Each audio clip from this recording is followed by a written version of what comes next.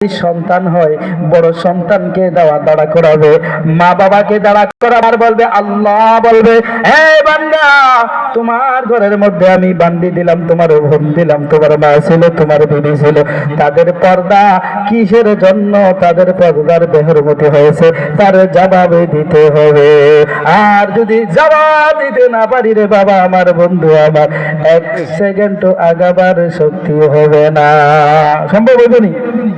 কথা কয় না, ওই কোনি হবে না, হবে না, হবে না, হবে না।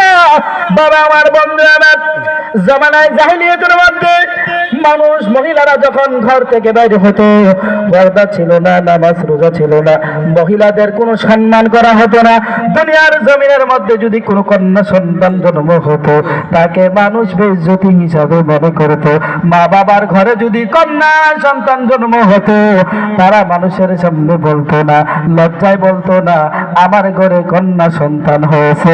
ইসলাম যখন দুনিয়ার জমিনে নবী মুহাম্মদুর রাসূলুল্লাহ সাল্লাল্লাহু আলাইহি ওয়াসাল্লাম আসলেন, দুনিয়ার জমিনের মধ্যে মহিলাদের সম্মান আমার রব বাড়িয়ে দিয়েছে। বলেন সুবহানাল্লাহ।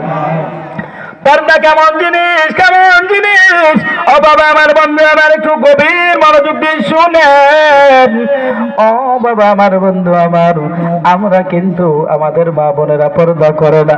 আরে ও মা, এই দুনিয়ার জমিনের মধ্যে চিরজীবন তুমি থাকবো না। ও বাবা আমার, যাদের বিবি আছে, কন্যা সন্তান আছে রে বাবা, আজকে জান্নাতের বাগানের মধ্যে প্রতিশ্রুতি করে যাও, আমাদের মা বোনেরা আজকের পর থেকে আর কোনদিন পর্দায় চলবে না। বলেন ইনশাআল্লাহ।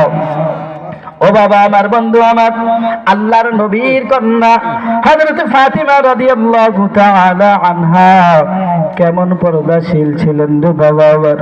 ঘরের মধ্যে খাবার নাই, হযরত হাসান হুসাইন কান্না করতেছে, একদিন, দুই দিন, তিন দিন হয়ে গেছে, চুলায় আগুন জ্বলে না। আল্লাহ নবীর কাছে হাসান হুসাইন যাইয়া শিকায়ত করে, একটু গভীর মনোযোগ দিয়ে শুনেন। ও নবী আমার, আমাদের মা আমাদের সামনে প্রত্যেক দিন কি করে, সারাদিন যায়, সন্ধ্যাবেলা যখন হয়, বাস চুলার মধ্যে পানি গরম বসায়, আর বলে এখন রান্না হবে। আমরা ঘুমায়